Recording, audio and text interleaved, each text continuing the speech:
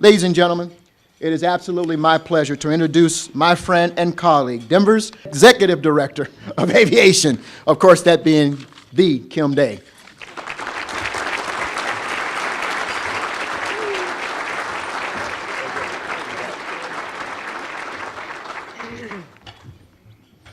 Well, good afternoon. Thank you so much for being here. 2013 was a transformative year for DIA, both in the way we think about the airport and, more importantly, how we've begun to think about the possibilities that lie ahead of us. There is no denying DIA is a great airport. It has 1,000 dedicated employees and is fortunate to be led by Mayor Michael B. Hancock, who is arguably our biggest supporter and champion. And under his leadership, Colorado's strongest economic engine has grown and now generates, as you've heard, more than $26 billion into our economy each year. Thank you, Mayor Hancock.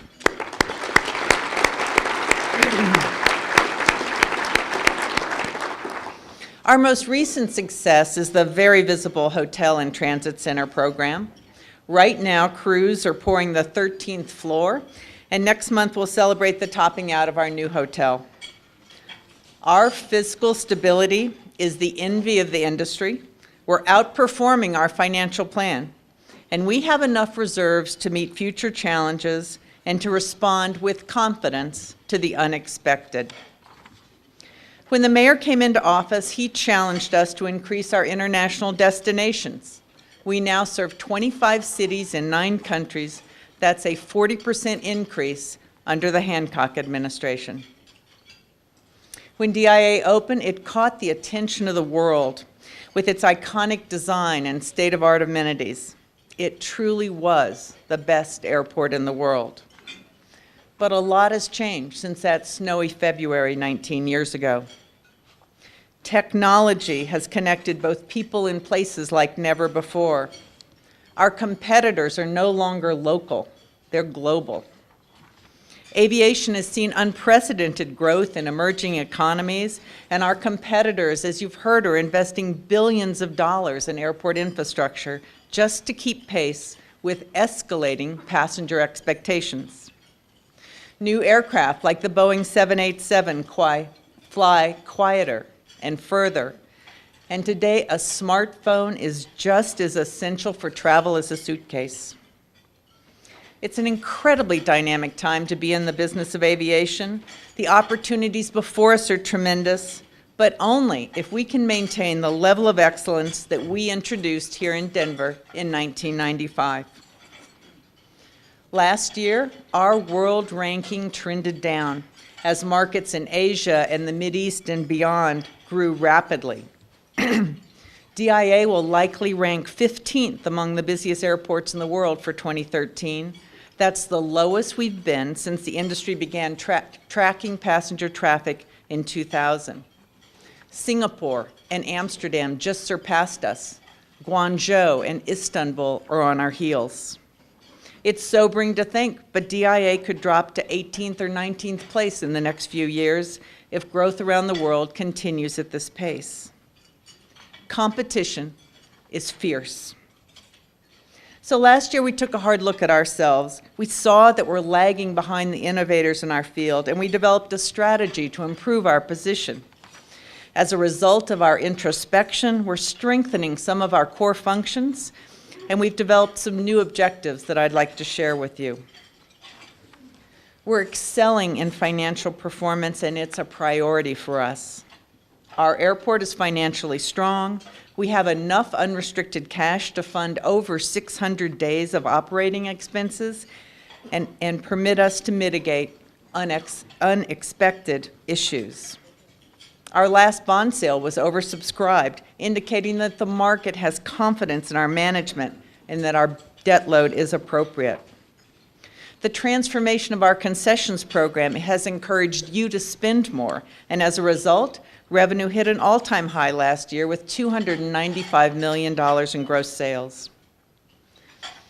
This income allows us to maintain our airfield at award-winning standards, invest appropriately in our capital projects, and due to our new asset management system, Our investments are smarter and more efficient than ever. We do still win awards. Last year, Skytrax ranked us as one of the top 10 airports in the world, and they recognized us for the best airport staff in North America. And I'd just like to take one moment to ask our employees present today to stand and be recognized for that well-deserved accolade.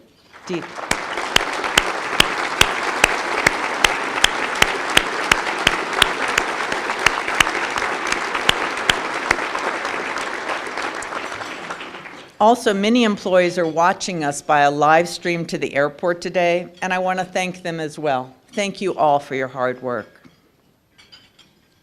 So today we're clearly at a crossroads. We have a choice before us. We can stay great, or we can go for greater. If we desire to further expand Colorado's strongest economic engine and to remain competitive on this intensifying global market, we must choose to be greater. And I'm happy to tell you, we've already started this journey. Over the past year, we've increased the communication to our customers. Customers who, by the way, sent in all of the images that you are seeing on these big screens here today. As we began to look at the airport through our customers' eyes, some things we learned actually surprised us. Passengers perceive long lines at security, feel uncomfortable being screened in such a large public space. They want better signage, better lighting, and a more pronounced sense of place. Our new vision is for the airport to become America's favorite connecting hub, where the Rocky Mountains meet the world. It's a platform on which we can grow our passenger base, strengthen and sustain our economic impact, and establish an improved place in the global market. To do this, we must win the hearts of our customers, which we began by transforming our shopping and dining program. In 2013, we opened a record number of new concessions, 21 in all, including Root Down, Steve's Snap 'n Dogs, Elway's, Udi's Cafe, and Aviator's Barbecue. Our food offerings have not only gotten better, they've gotten better for you. And we earned the #1 U.S. ranking for healthiest airport food by the Physicians Committee on Responsible Medicine. We improved shopping and amenities, including the addition of Tula Rouge, Express Spa, Tags, the Tattered Cover Bookstore, and we added something that we're especially proud of, Final Approach. This facility reimagined the cell phone waiting lot, creating a place for people to wait comfortably. It offers food, fuel, flight information, free Wi-Fi, indoor plumbing, and yes, a drive-through Dunkin' Donuts. We recently launched a new program that allows you to reserve a parking place, and we installed free electric vehicle charging stations. And talking about the enhanced passenger experience, I'm sure you've been watching the amazing progress being made on the Hotel and Transit Center.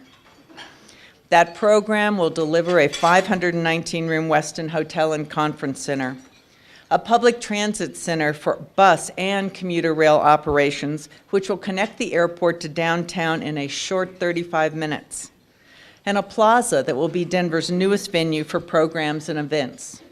Imagine taking the train to DIA for a car show, a concert, or even dinner, instead of just to catch a flight. And may I remind you, no taxpayer dollars are being utilized to build it. There are 300 firms working on the Hotel and Transit Center program. 85% of them are locally owned. More than 100 are minority or women-owned, making this one of the largest construction programs in the city's history for minority and women businesses.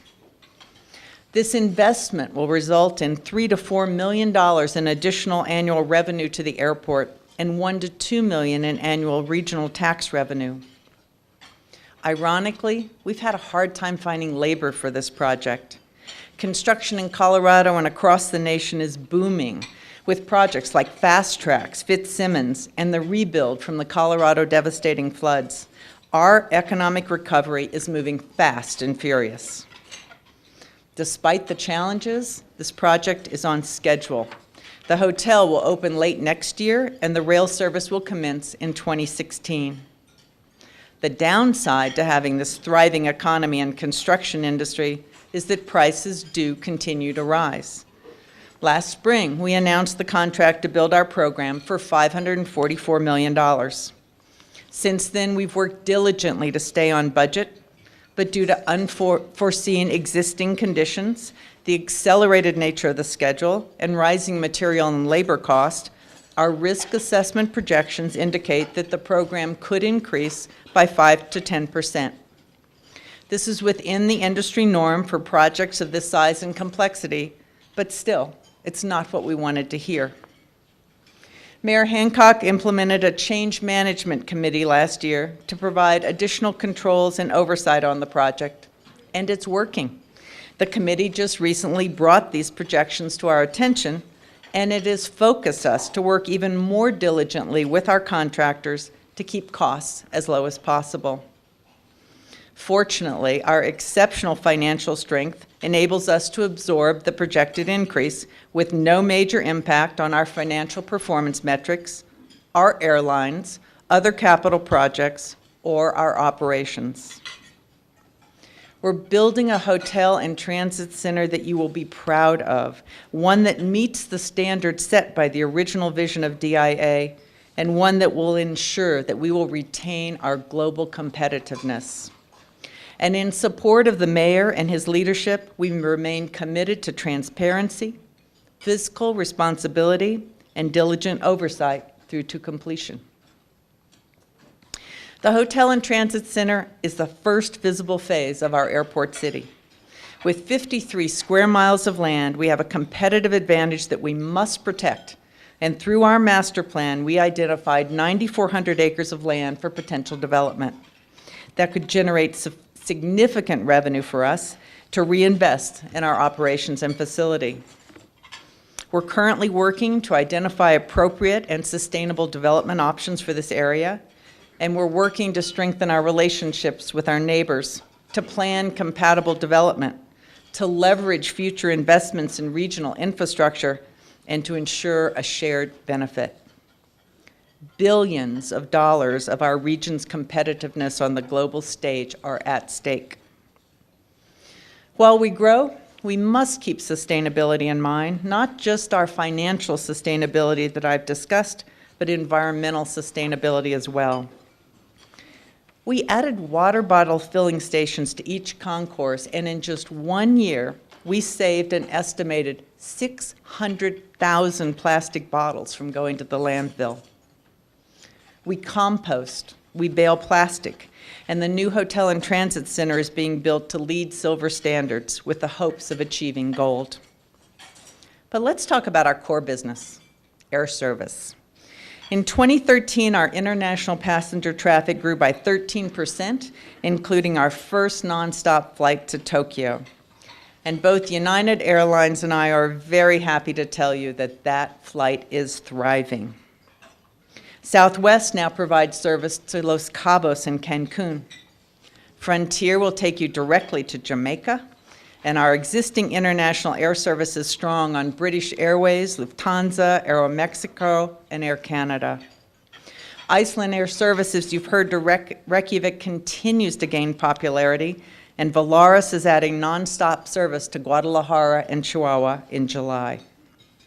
In the coming years, we have our sights set on more international destinations, including Panama, Auckland, and Zurich. In order to improve and grow, we'll lean on the relationships that we've developed over the year. We'll work with the Transportation Security Administration to further improve the passenger screening process, with the U.S. Customs and Border Protection to streamline entry into the United States at Denver, and with our partners at the Federal Aviation Administration to create additional airfield and airspace efficiencies. We're very fortunate today to have with us FAA Administrator Michael Huerta. He has the tremendous responsibility of ensuring the safety and efficiency of the largest airspace system in the world. He's the leader of NextGen, which is transforming the way our airspace is managed, including a revolutionary set of procedures that's resulted in smoother, faster, and more direct approaches for aircraft. And I'm proud to say that DIA was among the first major airports in the country to implement both the arrival and departure components of this new technology. It saves time, fuel, money, and it results in cleaner air above Denver. Overall, I think our main message to you today is that we are keeping DIA financially strong and investing in our future and the future of the region. We're anticipating the changing needs of our customers, focusing on further expanding our network and developing additional revenue to keep the cost to our airline partners competitive while maintaining our spectacular facility. The global aviation landscape has shifted. We cannot do business as usual and expect better results. To go from great to greater, things must change, starting with our thinking. We must improve our efficiency and our competitiveness, continue to be responsible, physically strong stewards of this amazing asset, and deliver an elevated airport experience. And we need every one of you to be part of this journey. Much as you did when you shared in the dream to build DIA, we again need your support and your partnership to achieve this vision and to become America's favorite connecting hub where the Rocky Mountains reaches the world. Thank you.